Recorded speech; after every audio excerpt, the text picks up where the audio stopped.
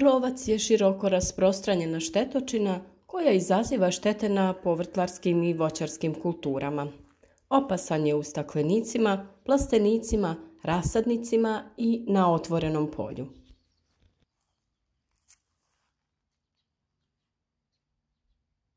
Najveće štete nanosi u proljeće, tako što kopa plitke hodnike ispod površine zemlje i pritom izgriza posijano sjeme i klicu, pa biljke ne niču, ili kod mladih biljaka oštećuje korijen ili ga pregriza u visini korijenovog vrata. U krtolama krompira izgriza duboke rupe.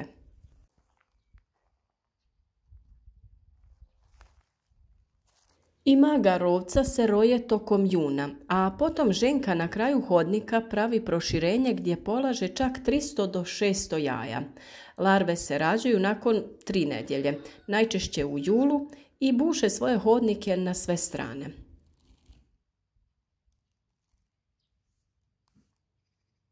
Rovac početkom ili krajem septembra, u zavisnosti od temperature, povlači se na prezimljavanje. Prezimljava u stadijumu larve na toplijim mjestima, najčešće u stajnjaku, kompostu ili dublje u zemljištu. Kritičan broj za suzbijanje ove štetočine je jedna larva ili imago na metru kvadratnom. S obzirom da rovac prezimljava na toplijim mjestima, ta osobina može da se iskoristi za njegovo suzbijanje mehaničkim ili fizičkim mjerama, posebno na manjim površinama.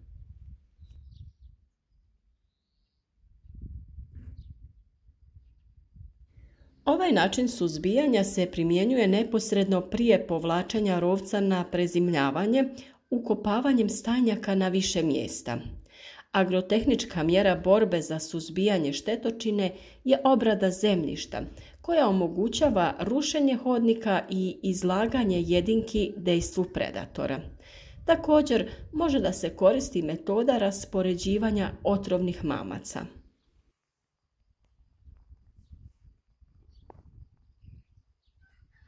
Efikasnost u suzbijanju može da se postigne primjenom granuliranih insekticida.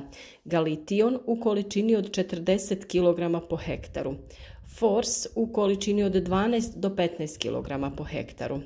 Granule se ravnomjerno rasporede po površini zemlje, a zatim se unesu u supstrat do dubine 10 cm.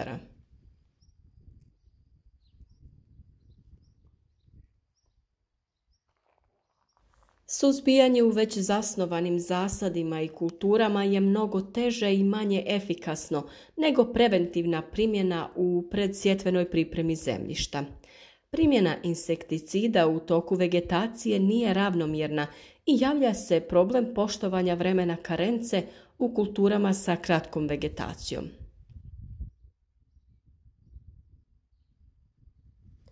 Tako da preporuka je preventivna primjena u predsjetvenoj pripremi zemljišta, posebno kod podizanja višegodišnjih zasada.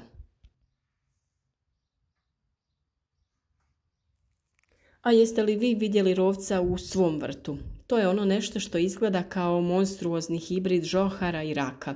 Najmanji je to problem što ružno izgleda.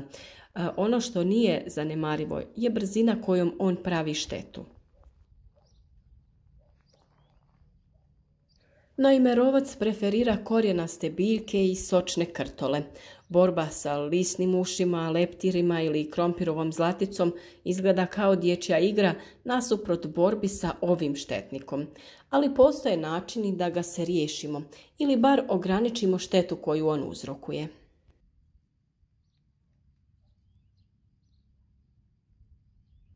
Razvija se jedna generacija godišnje, a rovac prezimljava kao ličinka ili odrasli kukac u zemlji. Kako dolazi toplije vrijeme, izlazi na površinu i počinje se hraniti mladim korijenjem, nježnim stabljikama kao i lišćem.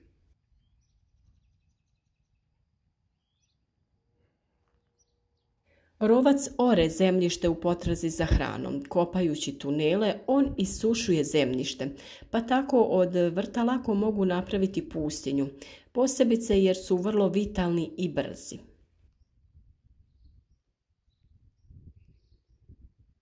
Rovac je sposoban letjeti, plivati i kopati do dubine od 4 metra. Naseljava vlažna zemljišta, pa je velika prijetnja tamo gdje je prisutno navodnjavanje, u plastenicima, kao i na poljima zasijanim uljaricama.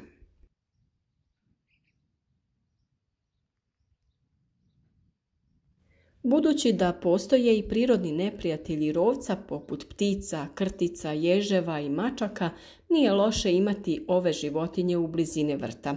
A ukoliko se odlučite na hemijsko suzbijanje, budite oprezni upravo zbog tih životinja.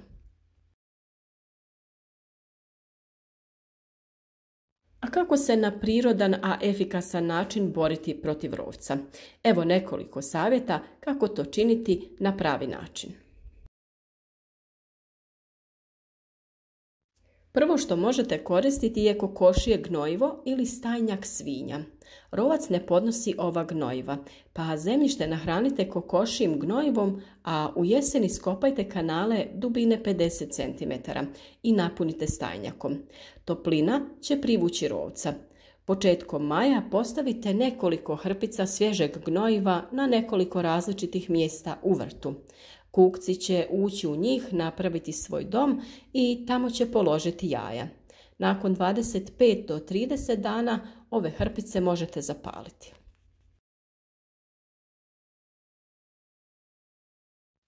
Kao ni krtice, ni rovac ne voli vibracije, pa možete zabosti štap u tlo na dubinu od 60 cm, na kojeg ste stavili plastičnu bocu koju ste prije toga zarezali sa strana.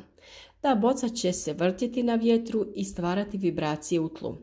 Takav učinak možete postići i sa limenkama. A naravno tu su i neke od repelentnih biljaka. Zasadite neven, krizanteme, luk, korijander, čiji mirisi tjeraju rovce. Učinak je isti ako u blizini imate smrču, bor ili jelu, a između krompira možete zakopati svježe rezane grane breze, debljine 2 do 4 cm na dubini od 25 cm, a razmak da bude od 1,5 do 2 metra. Od pomoći mogu biti i ljuske jajeta. Zdrobite ljusku jajeta i pomiješajte sa nepročišćenim biljnim uljem. Zatim stavite dijelove ove mješavine u tunele. Ovo uništava štetnike, a ljuska će zamijeniti gnojivo za vrt. Ulje će obložiti rovca i on neće moći disati.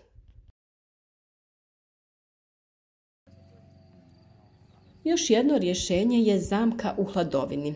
Rovci vole odmarati u sjeni, a vi im napravite prostor gdje se mogu okupiti, koristeći lim ili nešto slično. Oni će se sakupljati ispod u hladovini, a kada ih pronađete, pospite ih otopinom od 4 jušne kašike deterdženta za suđe koje ste rastopili u 10 litara vode.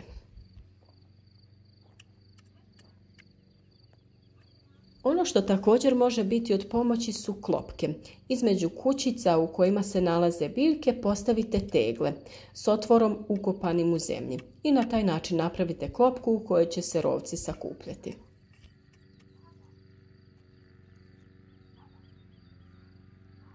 Boca sa pivom također će privući rovca. U proljeće naspite oko 100 ml piva u staklenu bocu pod kutom od 45 stepeni ojačajte sa 3 do 4 cm zemlje, kako biste napravili klopku za rovca.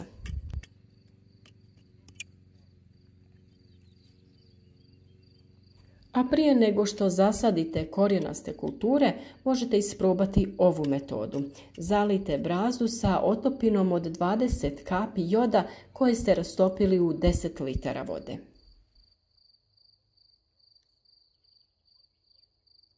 Borba sa ovakvim štetnikom nije nimalo laka, a proces često može biti dugotrajan. Kao i sa svim napasnicima, tako i sa rovcem, zaštita treba da se obavlja preventivno. Vjerujem da će barem jedan od ovih savjeta biti efikasan, a ukoliko stvarno ne budete mogli da riješite problem, uvijek se možete okrenuti borbi sa insekticidima, kako bi na kraju spasili vaš vrt i naredne godine krenuli ispočetka.